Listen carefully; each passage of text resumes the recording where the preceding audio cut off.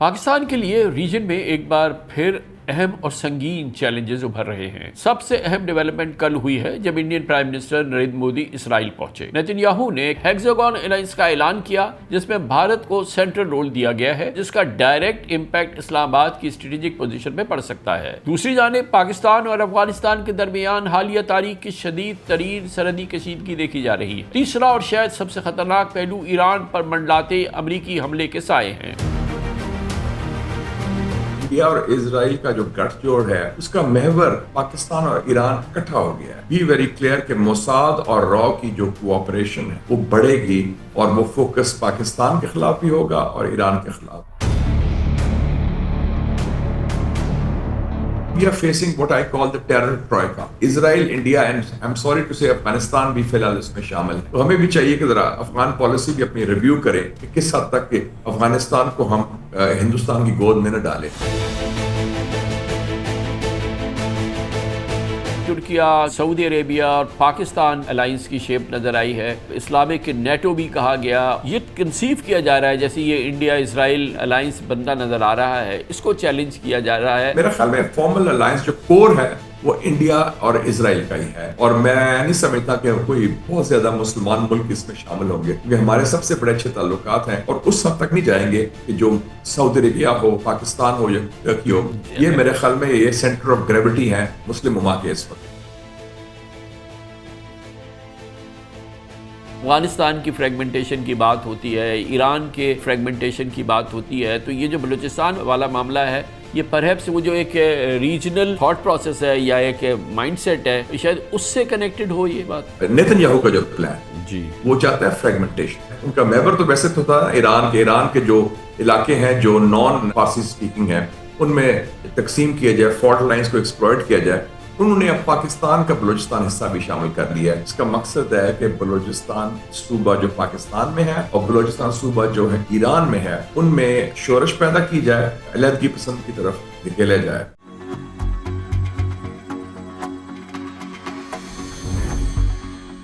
پاکستان کے لیے ریجن میں ایک بار پھر اہم اور سنگین چیلنجز ابھر رہے ہیں۔ سب سے اہم ڈیولپمنٹ کل ہوئی ہے جب Indian prime minister Narendra Modi Israel پہنچے۔ بھارت اور اسرائیل کے درمیان بلینز آف ڈالرز کے ڈیفنس ایگریمنٹس اور ڈیفنس کو مضبوط کرنے کے معاہدے کے قد و خال طے کیے۔ یہ بات بھی انتہائی اہم ہے کہ مودی کے دورے سے پہلے ہی نیتن یاہو نے کیبنٹ میٹنگ کی اور جس میں انہوں نے ہیگزاگون آف الائنسز کا اعلان کیا۔ وہ ایک ایسا ریجنل فریم ورک بنایا ہے جس میں بھارت کو سینٹرل رول دیا گیا ہے اور جس کا ڈائریکٹ امپیکٹ اسلام آباد کی اسٹریٹجک پوزیشن میں پڑ سکتا ہے۔ دوسری جانب پاکستان اور افغانستان کے درمیان حالیہ تاریخ کی شدید ترین سرحدی کشیدگی دیکھی جا رہی ہے۔ بارڈر شیلنگ اور افغان سرزمین پر دہشت گردوں کے ٹھکانوں پر پاکستان ایئر فورس اسٹرائکس نے صورتحال کو بہت ہی امپورٹنٹ اور نازک بنایا ہے۔ تیسرا اور شاید سب سے خطرناک پہلو ایران پر منڈلاتے امریکی حملے کے سائے ہیں۔ مڈل ایسٹ میں امریکی فوجی پریزنس میں زبردست اضافہ ہوا ہے۔ یہ تینوں معاملات ملا کر پاکستان کے لیے ایک سخت اور چیلنجنگ ماحول تشکیل دے رہے ہیں، جہاں پاکستان کے لیے فیصلے پہلے سے کہیں زیادہ مشکل اور سینسٹیو ہوں گے۔ اس بیک گراؤنڈ میں سب سے پہلے ذکر کرتے ہیں بھارت اور اسرائیل کے نئے اتحاد کا۔ بھارت کے وزیر اعظم نریندر مودی 9 سال بعد 2 روزہ دورے پر کل اسرائیل پہنچے۔ اسرائیلی پارلیمنٹ سے خطاب کیا اور مودی نے اکتوبر 23 کو ہونے والے حماس کے حملے کو وحشیانہ دہشت گرد حملہ قرار دیا۔ انہوں نے واضح کیا کہ بھارت اسرائیل کے ساتھ فرملی اور مکمل کنوکشن کے ساتھ کھڑا ہے۔ I also carry with me the deepest condolences of the people of India for every life lost and for every family whose world was shattered in the barbaric terrorist attack by Hamas on October 7. We feel your pain. We share your grief. India stands with Israel firmly, with full conviction in this moment and beyond.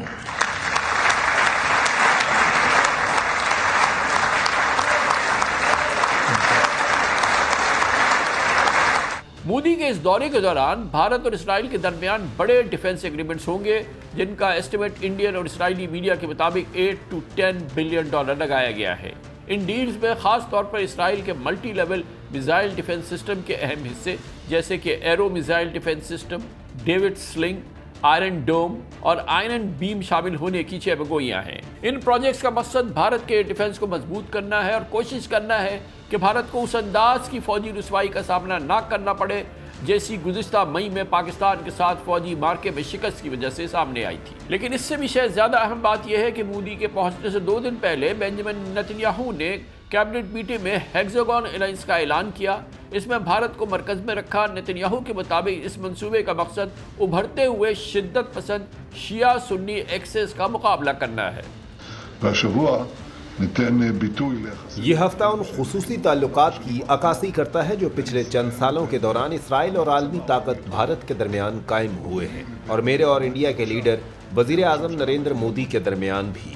میری نظر میں جو vision ہے وہ یہ ہے کہ ہم ایک مکمل نظام قائم کریں گے جو بنیادی طور پر میڈیٹرینین سی اور مڈل ایسٹ کے اندر اور اس کے گرد اتحادیوں کا ایک ہیکسیگن بنے گا۔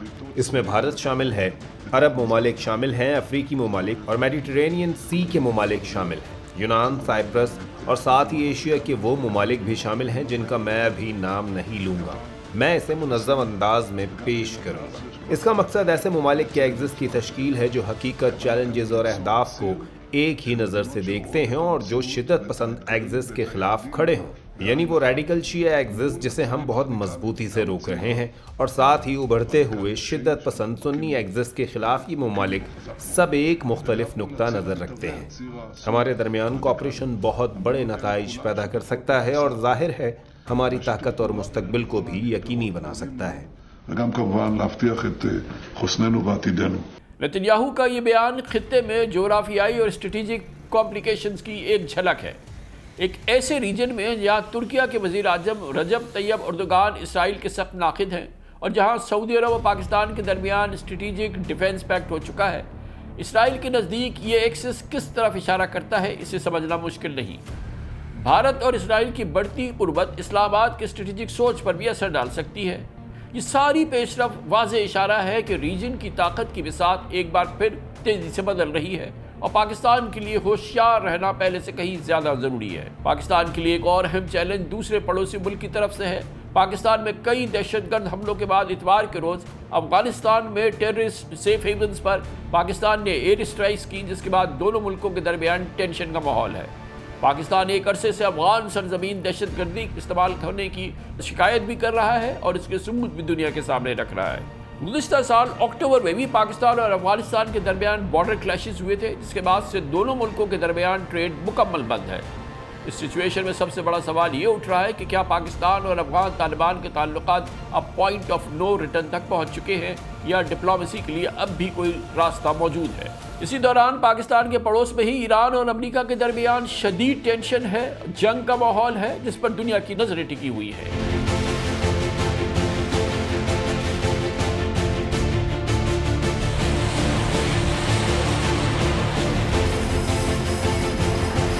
دونوں ممالک دو ناکام مذاکرے بعد تیسرے اور سب سے اہم دور کے لیے آج سوئٹزرلینڈ میں بیٹھے ہیں۔ ایک طرف امریکہ نے ایران پر نئے سینکشنز لگائے ہیں، دوسری طرف مڈل ایسٹ میں اپنی فوجی پریزنس کو مزید بڑھایا ہے۔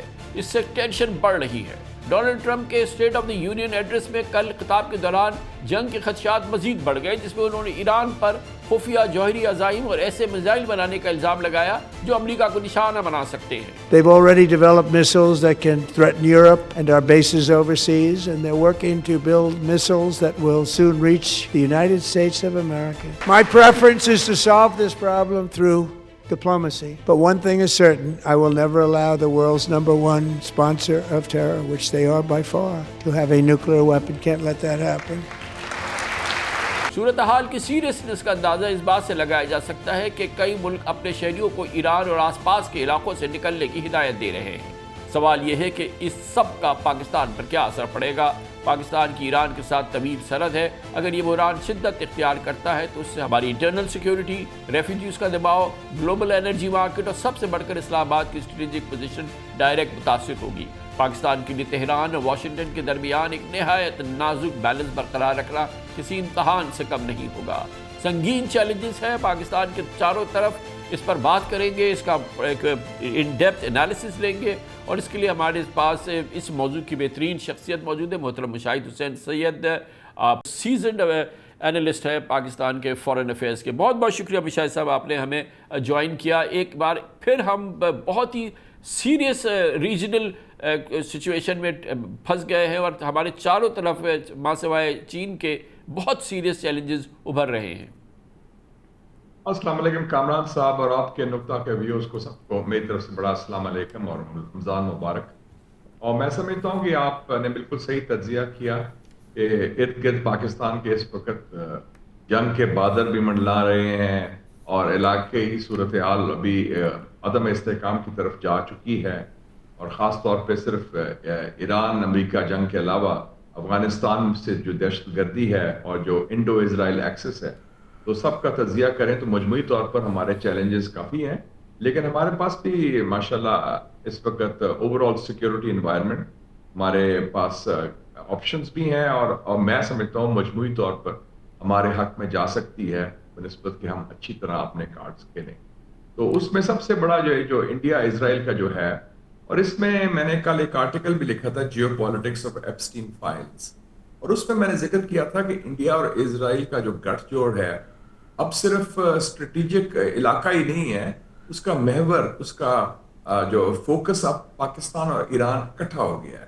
اور میں نے ذکر کیا تھا کہ پچھلے سال 12 جون 2025 کو واشنگٹن میں جو ایک اسرائیل کا فرنٹ آرگنائزیشن ہے جسے وہ تھنک ٹینک کہتے ہیں، Middle East media research institute MEMRI MEMRI, انہوں نے اناؤنس کیا تھا کہ وہ ایک بلوچستان سٹڈیز پروجیکٹ شروع کر رہے ہیں، جس کا مقصد ہے کہ بلوچستان صوبہ جو پاکستان میں ہے اور بلوچستان صوبہ جو ہے ایران میں ہے، ان میں ایک شورش پیدا کی جائے اور باقاعدہ انہوں نے کہا کہ ایک علیحدگی پسند کی طرف دھکیلا جائے. تو ابھی جو حالیہ میں واقعات ہو رہے ہیں تو آپ بھی ویری کلیئر کہ موساد اور راو کی جو کوآپریشن ہے وہ بڑھے گی اور وہ فوکس پاکستان کے خلاف بھی ہوگا اور ایران کے خلاف بھی ہوگا. تو ایک تو یہ ہو گیا، اور دوسرا پھر افغانستان کا فرنٹ بھی کافی کھلا ہے. اور ہمارے ہاں تو انٹرنل چیلنج افغانستان کی طرف سے is not Balochistan primarily, Khyber Pakhtunkhwa وہ بھی ہے. لیکن ہمارے حق میں جو چیز ہے کہ ایک تو ہم نے پریزیڈنٹ ٹرمپ جو ہے وہ اس کسی اینٹی پاکستان سازش کا حصہ نہیں ہو. I think without doubt president Richard Nixon کے بعد 50 سالوں کے بعد he is the most pro Pakistan اور friendly towards Pakistan American president. جس طرح انہوں نے پاکستان کا ذکر کرتے ہیں، جس طرح پاکستان کی ترجمانی کرتے ہیں، جس طرح پاکستان کا کیس پبلسائز کرتے ہیں، انہوں نے 11 جہاز کا بھی ذکر کرتے ہیں، کشمیر کا بھی ذکر کرتے ہیں، اور پاکستان کے جو قائدین ہیں اس کو اچھی نگاہ سے دیکھتے ہیں اور پازیٹیو بات کرتے ہیں. تو ایک تو یہ بڑا ہو گیا. دوسرا چین ہمارے ساتھ چٹان کی طرح کھڑا ہے. اور تیسرا یہ ہے کہ چین اور امریکہ میں اس قسم کی سرد میری اور سرد جنگ کا کوئی خطرہ نہیں جس کی وجہ سے ہمیں کوئی فیصلہ کرنا پڑے کہ ہم کس کے ساتھ کھڑے ہیں، یا چین کے ساتھ یا امریکہ کے ساتھ، یا ہمیں دباؤ اس قسم کا ہے. اور آپ نے دیکھا کہ پریزیڈنٹ ٹرمپ نے اپنے state of the union message میں چین کا ذکر نہیں کیا، کیونکہ وہ اپریل میں چین جا رہے ہیں تو چین سے وہ تعلقات بہتر نبھانا چاہتے ہیں. اور مجموعی طور پر ہمارے ایران سے بھی تعلقات اچھے ہوئے ہیں، اور ہماری بھی کوشش ہے خاص طور پہ ریجن میں جو ہمارے اسٹریٹجک تعلقات بن گئے ہیں سعودی عربیہ اور ترکی کے ساتھ، یہ بہت اہم ہے کیونکہ دونوں کی رسائی واشنگٹن میں بھی ہے، دونوں کا اثر اس خطے میں بھی ہے، اور دونوں جو ہیں ہمارے پرانے ساتھی اور برادر ملک ہیں. اس حوالے سے ہماری اسٹریٹجک پوزیشن میں سمجھتا ہوں کافی اچھی ہے. جو ہماری چیلنجز نئے آ گئے، جو ہماری اسٹرینگتھ آپ نے بیان کی اس میں پیوٹ آپ نے بتایا president of the United States Donald Trump 50 سال میں سب سے زیادہ پرو پاکستان پریزیڈنٹ ہیں وہ. لیکن آپ کو ظاہر ہے مشاہد صاحب بالکل پتہ ہے کہ ان کی اپنی جو اپروول ریٹنگز ہیں خود US کے اندر اور دنیا کے اندر وہ بالکل سنک ہوئی ہوئی ہیں. آگے مڈ ٹرم الیکشن ہونے جا رہے ہیں US کے اندر، ہمیں نہیں پتہ ہے کہ ان مڈ ٹرم الیکشن کے نزدیک ان کی جو پولیٹیکل اسٹرینگتھ ہے وہ کتنی مزید کمزور ہو جاتی ہے. اس کے بعد another 2 سال وہ اقتدار میں ہیں، اور اس کے بعد ظاہر ہے کہ جو بھی اس کے رزلٹس آئے، مگر ٹرمپ تو نہیں ہوں گے پریزیڈنٹ، 2 ٹرمز ان کی ہو چکی ہیں. اور US میں جو ان کے خلاف جو مین اسٹریم میڈیا یا جو اوور آل جو ایک فضا ہے وہ بہت ہی ہاسٹائل ہے. تو کہیں جب ٹرمپ نہ رہے یا مڈ ٹرم میں ان کو پولیٹیکل ان کی ویکننگ ہو گئی اور یا پھر وہ آگے الیکشن میں بھی ہار گئے، تو اس کا ملبہ اٹھانے کی ہم میں سکت ہے، اس کی تیاری ہونی چاہیے ہمیں. کل میں بڑا یہ امپورٹنٹ سوال پوچھا ہے. میں سمجھتا ہوں کہ ٹرمپ کا جو سیاسی مستقبل ہے، اور خاص طور پہ جو نومبر میں 2026 میں مڈ ٹرم الیکشن ہے، اس کا انحصار کیا وہ ایران کے خلاف جنگ کرتے ہیں یا نہیں. میرا اس وقت یہی مشاہدہ ہے کہ ایک راستہ نکل سکتا ہے ڈپلومیٹک سولوشن کا، اور اس کا اندیہ خود ٹرمپ نے بھی دیا، اور ایرانیوں سے بھی میری بات ہو رہی تھی، وہ بھی بڑے کین ہے اس چیز. اگر تو ٹرمپ نے جنگ کر لی، جنگ کے نتائج جو ہیں وہ آپ کے کنٹرول میں نہیں ہوتے. جب آپ نے دیکھ لیا جب اتنی قوت امریکہ کی تھی 9/11 کے بعد بھی، تو نہ عراق سنبھالا گیا ان سے، نہ افغانستان. تو عراق اور تو ایران تو ان سے زیادہ ایک مضبوط ملک ہے، 9 کروڑ کا ملک ہے، اور اس کے پاس صلاحیت بھی ہے، اور ایرانی بھی کہتے ہیں ڈو اور ڈائی اگر ان پر حملہ ہوا. تو اگر یہ جنگ ہوگی تو پھر آئی وڈ سے کہ آپ کی بات صحیح ہے، ٹرمپ کا پولیٹیکل فیوچر ختم ہو جائے گا. لیکن ٹرمپ ابھی تک تو 3 سال ہے نا جی، 26، 27 اور 28. تو ہمارے پاس 3 سال کے لیے اسٹریٹجک اسپیس، اور اسٹریٹجک اسپیس اس حوالے سے ہے کہ وہاں سے ہمیں خطرہ نہیں ہے، اور یہ جو انڈو اسرائیل ایکسس بھی بن رہا ہے، اس کی پشت پناہی واشنگٹن ڈی سی سے نہیں ہوگی، جو ایک بہت بڑا ہمارے لیے ایک اسپیس ہے. اور دوسرا جو چائنا اور امریکہ کا جو ایگریمنٹ ہوا ہے پچھلے سال سیول ساؤتھ کوریا میں ٹریڈ کے حوالے سے بھی، وہ میرے خیال میں بڑھے گا، اور وہ ایگریمنٹ وہ آگے بڑھے گا ٹورڈز نارتھ کوریا آلسو، جو میرا اسسمنٹ ہے. اور میرا یہ بھی ویو ہے کہ دونوں کی کوشش ہوگی، شی جن پنگ اور ٹرمپ کی، کہ پاکستان ہندوستان میں کشیدگی کم کی جائے. کیونکہ آپ نے دیکھا ہوگا کہ وانگ جی جو چائنیز فارن منسٹر نے بھی بیان دیا تھا 30 دسمبر کو، کہ ہم نے اپنا رول ادا کیا پاکستان انڈیا میں صلح کرانے میں، کشیدگی کم کرنے میں. یعنی کہ جو رول ٹرمپ نے ادا کیا تھا وہی رول چین نے بھی کیا ہے. تو اس کا مطلب ہے ان کے دونوں کے مشترکہ مفادات ہیں، اور وہ ایک دباؤ بھی ڈالیں گے انڈیا پر کہ مزید کوئی گڑبڑ نہ اور شورش نہ پیدا. اچھا مشاہد صاحب، اس دوران یہ جو ایک ایکسس کی بات ہو رہی ہے، اور یہ ابھی ہم نے ذکر کیا کہ نیتن یاہو نے ہیگزاگون آف الائنسز کی بات کی ہے، اور دوسری جانب دنیا میں کافی توجہ دی گئی ہے کہ کوئی اس کا فارمل اناؤنسمنٹ تو نہیں آیا. ترکیہ، سعودی عربیہ اور پاکستان جو ایک الائنس کی شیپ نظر آئی ہے، کہیں کہیں اس کو اسلامک نیٹو بھی کہا گیا، اور بھی کچھ ملکوں کی شمولیت کی اس میں بات ہوئی. خود مڈل ایسٹ میں بھی شاید اس حوالے سے کوئی کنسرن بھی نظر آئی ہے. اور ایک یہ کنسیو کیا جا رہا ہے جیسے یہ انڈیا اسرائیل جو تمام کمیونیکیشن ہے، کہ اس ایکسس کو یا یہ جو الائنس بنتا نظر آ رہا ہے، اس کو چیلنج کیا جا رہا ہے. اس میں کتنی اسٹرینگتھ ہے، کتنا واقعی یہ ایک فارمیڈیبل الائنس ہے؟ ابھی تو اس کے کوئی ہمیں اور اعلان سے زیادہ تو کوئی بات سمجھ میں نہیں آئی ہے.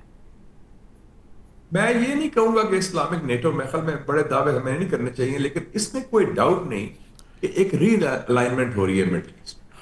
اس ری الائنمنٹ میں پاکستان، سعودی عربیہ اور ترکی، یہ تینوں کافی حد تک اکٹھے ہو گئے.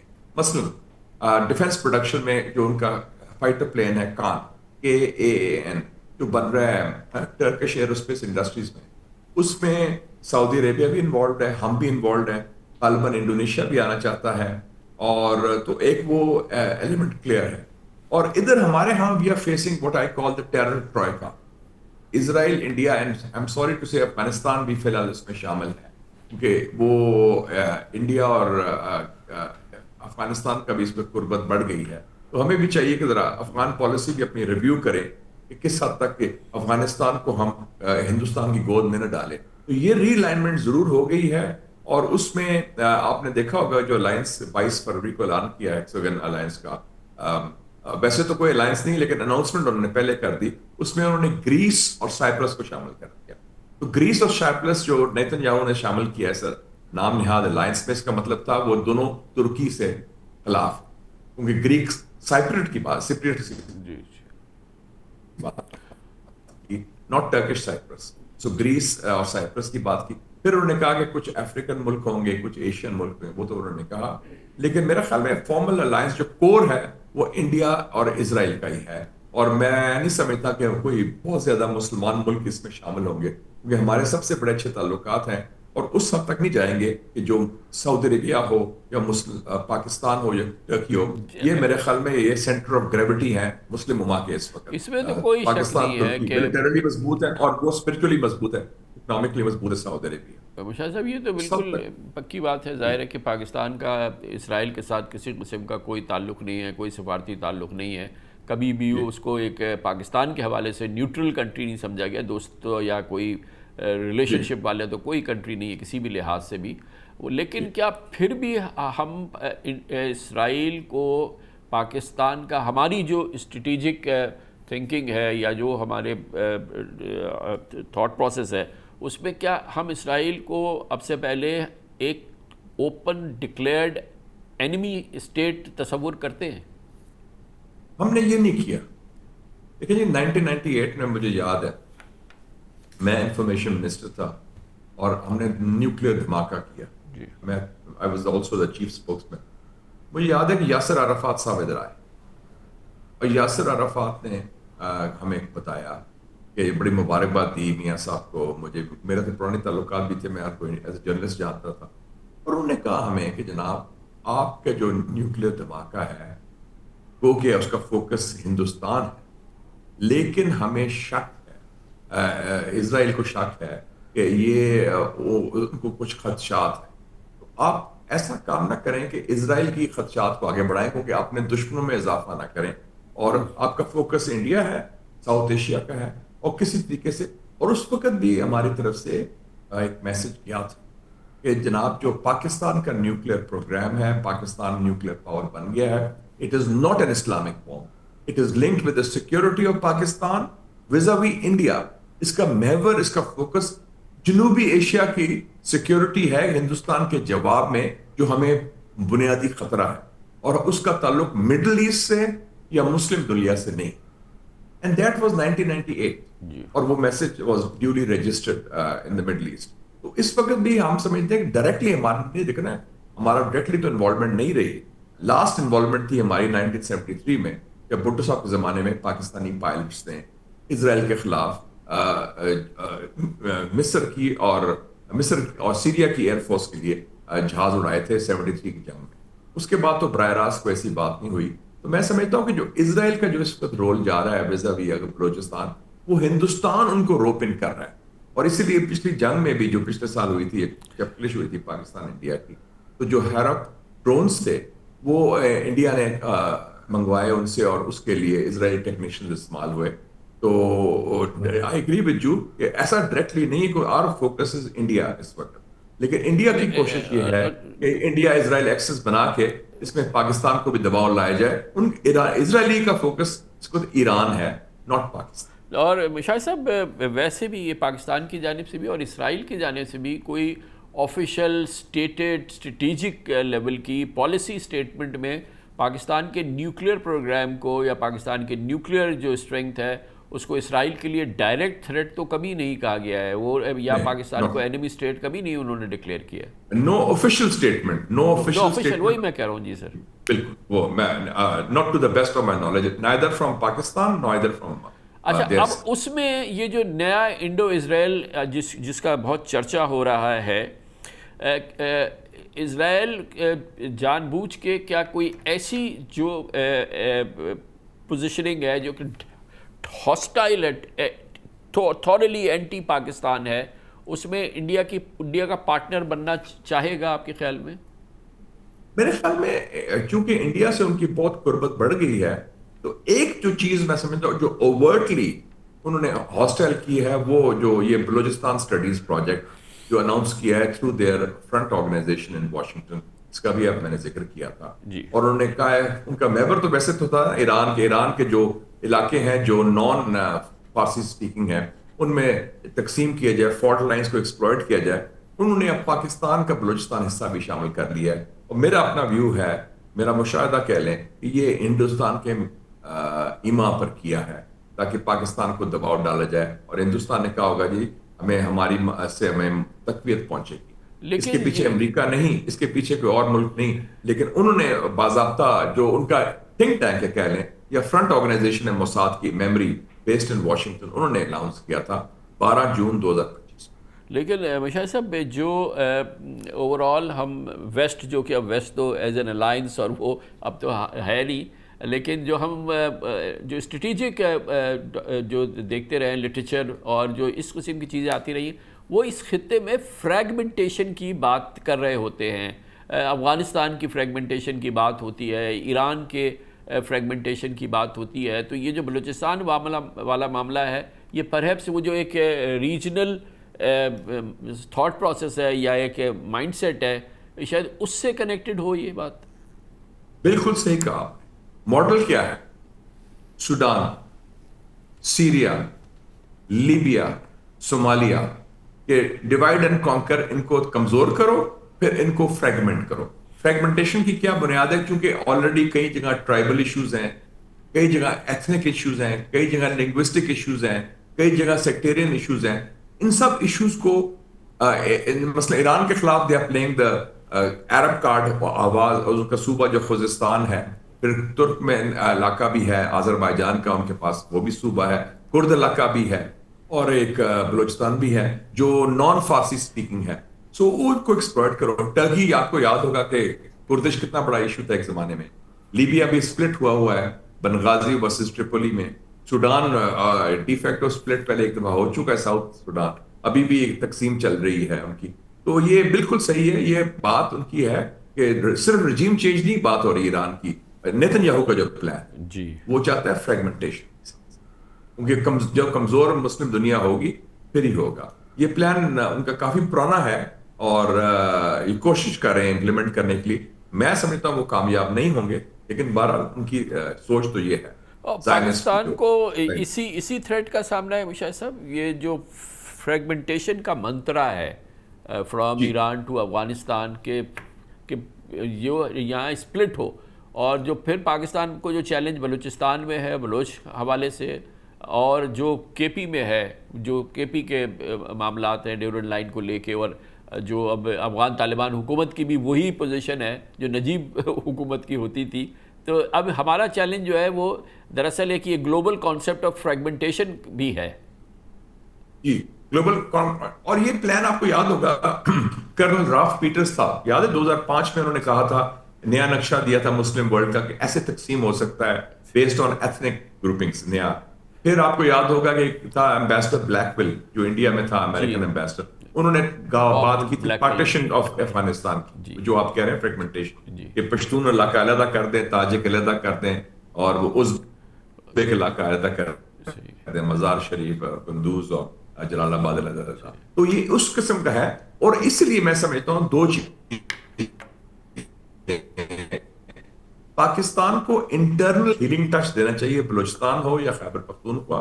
اور دوسرا میں نئے صوبے بنانے میں اس کا مخالف ہوں، کیونکہ نئے صوبوں کے گاب میں یہ فریگمنٹیشن کی طرف ہم جا سکتے ہیں. کیونکہ نئے صوبے کی ایک اگر بنیاد بن گئی لسانیات اور ایتھنک آئیڈینٹی، جو اوور آل ہمارا جو اسلامک ریپبلک میں تو اس کا کانسیپٹ نہیں تھا جو قائد اعظم نے پاکستان بنایا ہے، جس کے ہم باشندے ہیں ماشاءاللہ، free citizens of a free country. تو اس حوالے سے we have to be very careful, کیونکہ فریگمنٹیشن کا ایک ڈیزائن ہے، ایک پلان ہے. انڈیا بات کرتا ہے اکھنڈ بھارت کی، اسرائیل بات کرتا ہے ایرٹس اسرائیل وچ از آلسو گریٹر اسرائیل. تو یہ سوچ تو ہے نا جی، زائنزم ہو یا ہندوتوا ہو، تو ہمیں we have to be careful. ہمیں بھی وہ اقدامات کرنے چاہیے جو اس کو آگے نہ، باقیوں کو موقع نہ ملے کہ اس کو آپ ایکسپلوئٹ کریں اپنے مقاصد کی. میمت چیلنج ہے، ہیومنگس چیلنج ہے مشاہد صاحب. تو اس کے لیے ہماری جو تیاری یا پاکستان کی جو اس وقت سٹیٹس ہے، ظاہر ہے پاکستان کی جو دفاعی قوت ہے یا جو پاکستان کی پروٹیکشن ہے الٹیمیٹ، وہ تو بینگ نیوکلیر پاور اور ہر لحاظ سے یہ چیز تو اللہ کے فضل سے ہماری محفوظ ہے. لیکن اس کے علاوہ جو ساری صورتحال ہے، انٹرنل صورتحال، انٹرنل سپلٹ، انٹرنل فریگمنٹیشن، اور سب سے بڑھ کے اکانومی، جو کہ اس وقت مطلب اس سے زیادہ کیا فریجائل ہوگی جو اس وقت کی صورتحال ہے. اور اتنے بڑے چیلنج سے مقابلہ کرنے کے لیے انٹرنل یونٹی، یہ تو ہم نہیں کہہ سکتے کہ we are solid as rock. ٹھیک ہے، جب چیلنج ہوگا تو بالکل ہم ایک ہیں، لیکن ابھی تو ہمارے ہاں بلوچستان کا آپ حال دیکھ لیں، کے پی کا حال دیکھ لیں، کراچی میں اگر آپ دیکھ لیں تو سینس آف ڈیپریویشن کتنا میسو ہے. اور پھر دوسری جانب اکانومی جو ہے وہ بہت بری طرح سے اسٹرگل کر رہی ہے. تو یہ ایک بڑا تھریٹنگ سینیریو ہے. صاحب بالکل صحیح فرمایا آپ نے, میں ایگری کرتا ہوں. لیکن نیشنل سیکیورٹی آج کل کے دور میں 21st سینچری میں cannot be measured only in terms of military might. Military might آپ کے پاس ایٹم بم ہے, ماشاءاللہ سب سے بڑی فوج ہے, آپ کے پاس صلاحیت ہے, اسلحہ بھی ہے, ٹیکنالوجی بھی ہے, لیکن وہ ایک عنصر ہے قومی سلامتی کا. قومی سلامتی میں معیشت, پولیٹیکل ہارمونی, سیاسی استحکام, اور یہ جو انٹر پروونشل ہارمونی, یکجہتی ہوتی ہے فیڈریشن کو جوڑنے میں, وہ اس میں بڑا امپورٹنٹ کردار ہے. تو اگر آپ سمجھتے ہیں کہ جی ہاں ٹھیک ہے, ہماری علاقائی صورتحال ٹھیک ہے, ہم باہر سے حملہ ہوا تو اس کو دفاع کر لیں گے, جو ہم نے کیا بڑی کامیابی سے ماشاءاللہ پچھلے سال مئی میں, لیکن that is not good enough now. اب اس وقت چیلنج جو ہے گورننس کا چیلنج دیکھیں. ایک طرف آپ کے ہاں ایلیٹ کیپچر, دوسری طرف آپ کے ہاں آلموسٹ زیرو فورن انویسٹ, اور جو انویسٹرز ہیں بھی وہ جا رہے ہیں. اگر آپ جو بلوچستان میں واقعہ ہوا, اتنی بڑا واقعہ ہوا, اس میں صرف چائنیز انوالو نہیں تھے, امریکن انویسٹرز ہیں, ویسٹرن انویسٹرز ہیں. اب امریکہ آ رہا ہے, آپ کے کرٹیکل منرلز کو انٹرسٹ لے رہا ہے, تو کرٹیکل منرلز کو جو زیادہ تر بلوچستان میں ہیں یا کچھ خیبر پختونخوا میں بھی ہیں, وہاں تو شورش ہے, وہاں تو علاقے ایسے ہیں, لوگ خود کہتے ہیں, مجھے بلوچ دوست کہتے ہیں کہ ہم کوئٹہ سے باہر نہیں, منسٹرز نہیں جا سکتے وداؤٹ اسپیشل اسکاٹ اور سارا کچھ. تو یہ بڑی سیریس سچویشن ہے میرے خیال میں. ہماری ایفیکٹو کاؤنٹر ٹیرر اسٹریٹجی نہیں بن سکتی. ہر روز جو ہے اٹ از لارجسٹ, 10 سالوں میں سب سے زیادہ ڈیتھ ٹول ہوا ہے. ٹھیک ہے دہشت گرد بھی مارے گئے, لیکن جو ہمارے اپنے فوجی بھائی ہیں وہ بھی شہید ہو رہے ہیں, پولیس کے جو بھائی ہیں وہ شہید ہو رہے ہیں, جو ادر پیپل ان یونیفارم شہید ہو رہے ہیں. پر اکانومی میں آپ نے دیکھا, ڈان کی سٹوری میں پڑھ رہا تھا کہ پچھلے 3 سالوں میں 20,000 پاکستانیوں نے $12 بلین کی انویسٹمنٹ دبئی میں کی ہے. سو اس کا مطلب ہے پاکستان سے تو چلے گئے. اور آپ کے ایمبیسڈر نے اناؤنس کیا تھا پچھلے سال کہ 8,500 پاکستانی نئی کمپنیز نے رجسٹر کرایا ہے دبئی میں in 2024 or 25. تو یہ تو this is a very serious thing. I think we need a strategic reset nationally کہ یہ کام نہیں چل رہا اور یہ business as usual نہیں چل رہا. ٹھیک ہے جی بس چلتے رہو, بیان بازی کرتے رہو اور سارا کچھ ہے. میں تو کہہ رہا ہوں آپ کے پروگرام میں کئی دفعہ کہا ہے کہ دست شفا کی ضرورت ہے, ہیلنگ ٹچ کی ضرورت ہے. اس میں چاہے بلوچستان ہو, خیبر پختونخوا ہو, اور سیاسی طور پر حزب اختلاف ہو جس میں پی ٹی آئی بھی شامل ہے, ان کو ساتھ لے کے چلیں, کیونکہ یہ کھچ جو ہے اگر چلتی گئی اٹ ول ویکن دا فیڈریشن. اور یہ پاکستان کی جو نئے تھریٹس ایمرج کر رہے ہیں, چاہے انڈیا اسرائیل ایکسس ہے, چاہے افغانستان ہے, اس کو ہمیں مقابلہ کرنے کے لیے ہماری پھر صلاحیت میں کمی آئے گی, اور ہمیں مضبوط کرنا چاہیے اس کو, اور وہ ہمارے ہاتھ میں ہے. خالی یہ نہیں, انٹرنل نہیں ہے تو بارڈر بھی دیکھیں نا سر. ایک بارڈر کے دونوں بارڈرز ہیں پاکستان کے, ایسٹرن اور ویسٹرن, دونوں سے ہم ٹاکنگ ٹرمز پہ ہی نہیں ہے, ہمارا ٹاکنگ ٹرمز پہ ہی نہیں ہے. اور کے پی جو معاف کیجیے گا بلوچستان جو ہماری ایک اسٹریٹجک ڈیپتھ تھی, جو کہ ہماری بہت بڑی اسٹرینگتھ تھی, اب وہ ہمارے لیے ایک بڑا تھریٹ ہے.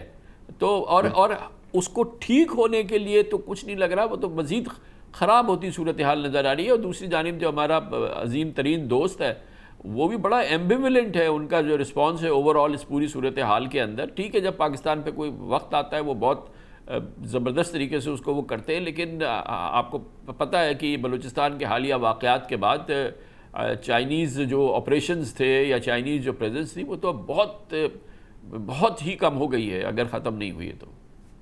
چائنیز مایوس ہیں, ان کو یہ نہیں کہ پاکستان کے جو ہمارا تعلق ہے اس سے ان کو دراڑ آئی ہے, ویسی بات. وہ کہتے ہیں کہ آپ یہ مسئلہ کیوں نہیں حل کر سکتے, یہ نہ ہونے والی چیک لسٹ چل رہی ہے, ایک سیاسی چل رہی ہے, پھر دہشت گردی بھی ہو رہی ہے, اور آپ کہتے ہیں کہ ہم کیفر کردار تک پہنچائیں گے, ہم ایک چھوڑیں گے نہیں, لیکن حملے بھی جاری ہیں.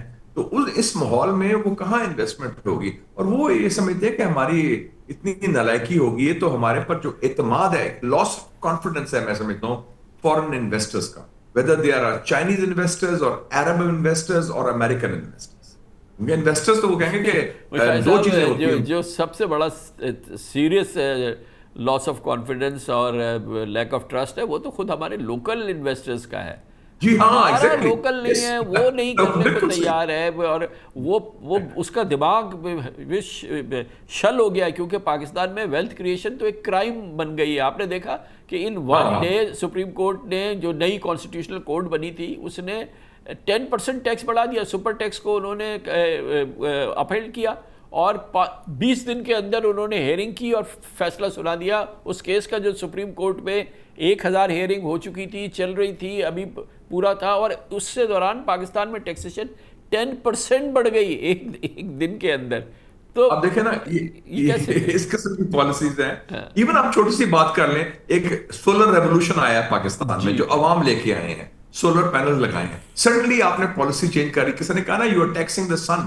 اب لوگ کہاں انویسٹر جا رہے ہیں, مجھے بنگلہ دیش کے لوگ بتا رہے تھے ایمبیسی کے, ان کے ہائی کمیشن کے, کہ ہمیں بڑے ویزے کے لیے اپلائی کر رہے ہیں پاکستانی بزنس میں. کہتے ہیں یار ڈھاکہ فیکٹری لگاؤ, کوئی کہتا ہے کولمبو جاؤ, سری لنکا لگاؤ, کوئی کہتا ہے جی میں بھی آ رہا ہوں فلپینز, تھائی لینڈ اور ویتنام وغیرہ سے, وہاں لوگ جا رہے ہیں جناب. آپ حیران ہو جائیں گے کہ پاکستانی انویسٹر کہتے ہیں let's go to some other places in Asia جہاں ایک ایز آف ڈوئنگ بزنس بھی ہے اور ہمیں تنگ نہیں کریں گے. کبھی کوئی نیب والا آ جاتا ہے, کبھی کوئی ایف بی آر والا آ جاتا ہے, یا کبھی اور کو کسی اور گراؤنڈ میں آپ کو پکڑ لیتے ہیں کہ جی آپ یہ نہ کریں, یا پولیٹیکل گراؤنڈز میں پکڑ لیتے ہیں. This is not the way to do business. اور مشاہد صاحب ایک اور چیز بھی جو ہمارے لیے ایمرج کی, کیونکہ ہمارے جو عظیم ترین, لٹرلی عظیم ترین دوست چائنا کے ساتھ ہیں, وہ سعودی عربیہ, یو اے ای ہے. ہمارے پاکستانی سب سے زیادہ جو ہمارا سارا سہارا ریمیٹنس پر ہے, ہائیسٹ ریمیٹنسز سعودی عرب سے آتے ہیں, نمبر 2 ریمیٹنسز یو اے ای سے آتے ہیں. ان کے آپسی تعلقات جو ہیں وہ ظاہر ہے کہ متاثر ہیں, اور وہ بھی ایک بڑی سیریس ہمارے لیے ڈیولپمنٹ ہے. اور وہاں پر بھی میرے خیال میں ہم سے شکایتیں یا ہمارے لیے ایک بہت بڑا امتحان ہے, ایک یہ بھی چیلنج ہے. یہ بہت امپورٹنٹ چیلنج ہے. دیکھیں میں ابھی پچھلے دنوں گیا بھی تھا یو اے ای, اور جناب وہ کہتے ہیں 70% آف کرائمز تو وہ دے ایٹریبیوٹ ٹو پاکستانی, اس لیے آپ کے ویزے بند ہو رہے ہیں. ایون قطر بھی دیکھ لیں, دوسرے ملک بھی دیکھ لیں, اور سعودی عربیہ بھی بڑا کنسرن ہے. تو اس سے بھی اب یو اے ای انڈیا کے تعلقات کتنے بڑھ رہے ہیں. ان کی ٹریڈ دیکھیں آلموسٹ 100 بلین. ان کے انڈینز کتنے ہیں, 4.3 ملین انڈینز ان یو اے ای, اس کی آبادی اباؤٹ 10 ملین ہے. تو آپ دیکھ لیں کہ اس کی آبادی آلموسٹ 40-45% تو ادھر آ گئی. تو وہ کہیں گے جناب وہاں کم سے کم ہمیں سہارا ملتا ہے, ہمیں سارا کچھ ہوتا ہے. اس لیے آپ صرف ان کی منتیں کر رہے ہیں رول اوور کے لیے, اور وہ بھی رول اوور آپ سے کرواتے ہیں 1 مہینے کا, 2 مہینے کا, پھر آپ منتیں کرتے ہیں, جاتے ہیں, ہائی لیول وزٹس ہوتے ہیں. This is not the way to run a country like Pakistan. We are a very important country at a very important time in the world. اور ہمارا کلیدی کردار ہے, مسلمان ملک, ایشین ملک ہماری طرف دیکھ رہے ہیں کہ جی اتنا بڑا ملک, آپ نیوکلیئر پاور, 25 کروڑ آبادی, اور لوگوں میں جان ہے, صلاحیت ہے, ہمارے ساتھ ہیومن ریسورس, امیزنگ ٹیلنٹڈ لوگ ہیں, ینگ لوگ ہیں. وہ کہتے ہیں ہمیں اپرچونٹی نہیں مل رہی, ہم بھاگتے ہیں. انویسٹرز آپ کے پیسہ خرچ کرنے کو تیار ہیں, ان کو آپ بھگا رہے ہیں, ٹیلنٹڈ یوتھ کو بھگا رہے ہیں, کیونکہ ایک چھوٹی سی ایلیٹ نے کیپچر کیا ہوا ہے, اور وہ فیصلہ کرے گا کہ کیا میرا بیٹا پرائم منسٹر بنے گا یا میری بیٹی پرائم منسٹر بنے گی. This is not what Pakistan is all about, or this is not what Pakistan created by Quaid-e-Azam was for. اس لیے ہمیں ایک اسٹریٹجک ریسیٹ کی ضرورت ہے, اور اس میں جتنے بھی اسٹیک ہولڈرز ہیں, چاہے خاکی میں ہو یا مفتی میں ہو, they have to put their heads together. یہ بزنس ایز یوزول نہیں چل سکتا. تو پھر مشاہد صاحب میں اس کو کلوز اس پہ کروں گا کہ یہ جو اس وقت کرنٹ چیلنجز ہیں, اس میں ہمارا جو اسٹریٹجک پیوٹ ہونا چاہیے اس پورے معاملے سے نمٹنے کے لیے, اور اس پورے ماحول کو جس میں ایران یو ایس ہے, جس میں افغانستان ہے, جس میں انڈو اسرائیل ہے, یہ ساری چیز جو ہو رہی ہے, یہ ایک علاج تو نہیں ہے ان سب چیزوں کا, یا ایک کوئی ایسا علاج بھی ہے جو کہ پہلے وہ کر لیں پھر ایک ایک کر کے ان سے نمٹے. میں پہلا علاج تو ہے کامران صاحب, set your own house in order. جو آپ کی غلطیاں ہو رہی ہیں, میرا خیال میں ایکسٹرنل چیلنج کو میں نہیں اتنا سیریس نہیں لیتا, internal challenges, economy, politics, counter terrorism, 3 areas ہیں, ان کو آپ ہینڈل کریں. پہلے ایلیٹ کیپچر کا خاتمہ کریں, لوگوں کو موقع دیں. آپ کے ملک میں بڑی جان ہے, آپ کے لوگوں کو رلائے کریں, ان کو اعتماد میں لیں, آپ کے انویسٹرز کو, بزنس کمیونٹی کو, ٹیلنٹڈ یوتھ کو. وہ ملک میں رہتے ہیں, وہ ملک کا خدمت کرنا چاہتے ہیں, آپ خدمت کا موقع نہیں دیتے. گورنمنٹ کو فیسیلیٹیٹ کرنے کے بجائے وہ رکاوٹ بن گئی ہے, وہ بوجھ بن گئی ہے, اور وہ ایک ایکسپلائٹیٹڈ فورس بن گئی ہے کہ ایکسٹریکٹ کرو اپنے لوگوں کے ساتھ. This is not how you function. ایک طرف شاہ خرچیاں ہو رہی ہیں, اسلام آباد میں تو لگتا ہے کہ کوئی one of the richest countries in the world, یا لاہور میں بھی اور جگہ جس طرح وہ پیسے خرچ کر رہے ہیں فضول چیزوں پہ. تو کراچی کا بھی آپ نے کہا, میں خود کراچی جاتا ہوں, I am very disappointed when I go from airport to the hotel. وہ تو ٹھیک ہے جو شارع فیصل ہے, اس کے علاوہ تو اتنا رن ڈاؤن ہونے لگتا ہے کہ پتہ نہیں کوئی سب سہارن افریقہ کے کوئی علاقے میں آ گیا, کہ وہ پوٹ ہولز ہیں, سڑکیں تباہ ہوئی ہیں, سارا کچھ ہے, پانی نہیں آپ کو ابھی پرووائڈ کر سکے آپ کراچی کے میونسپل اتھارٹیز, تو کیا رہتا ہے لاسٹ 30 ایئرس میں because of tanker mafia. These are all man-made problems, کوئی ڈیوائن پرابلم نہیں کامران صاحب, ہمارے ہاتھ میں ہے, ہم ان کو حل کر سکتے ہیں اگر آپ کی نیت ہو, آپ میں پولیٹیکل ول ہو, اور آپ نے کہا کرنا ہے اس کو, we'll do it, so you can reverse the wrongs. Thank you so much sir, بہت بہت شکریہ, بہت شکریہ مشاہد حسین سید صاحب ہمارے ساتھ موجود تھے.